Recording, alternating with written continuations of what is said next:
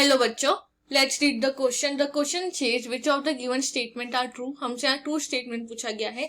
Statement 1 है during the development of a dicot embryo heart shaped embryo is followed by globular embryo. So let us see the embryo development. तो सबसे पहले हमारा एक zygote बनता है. ये हमारा एक जाइगोट है. जाइगोट में डेवलप फर्टिलाइज्ड एग है. इसमें एक माइटोटिक डिवीजन होगा. It will form two cell. एक एपिकल सेल है, एक हमारी बेसल सेल होगी. ये हमारी हो जाएगी बेसल सेल एंड ये apical. Now it undergoes mitotic division and ये फॉर्म करते हैं ग्लोब्यूलर एम्ब्रियो. सबसे पहले ये फॉर्म करते हैं ग्लोब्यूलर एम्ब्रियो. ग्लोब्यूलर एम्ब्रियो है शेप लाइक दिस.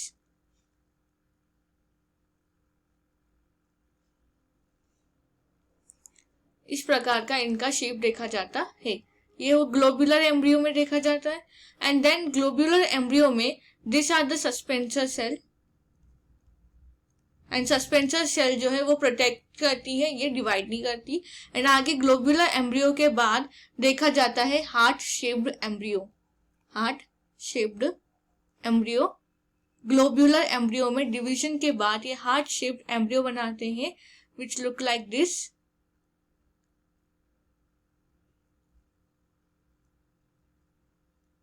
ये हमारा हार्ट शेप्ड एम्ब्रियो हो गया. And the suspensor cell this do not divide. ये हार्ट शेप्ड एम्ब्रियो है. सो हमसे ऑप्शन में कहा गया during the development of a dicot embryo heart shaped embryo is followed by globular embryo. Wrong हो गया. Globular embryo is followed by heart shaped embryo, not heart shaped embryo followed by globular embryo. So option 1 is wrong. Second में कहा गया the part of embryonal axis above the level of cotyledon is called epicotyl while the part below the level of cotyledon is called hypocotyl. तो हम यहाँ structure देखें एक seed का structure देखते हैं. सो ये हमारे सीड के कॉटिलेडन्स हुए. कॉटिलेडन के ऊपर ये है हमारी प्यूमुल एंड ये है हमारे नीचे के पार्ट जो रेडिकल है जिसमें से रूट अराइज करती है. सो ये this part is plumule which has shoot apical meristem and this part is radical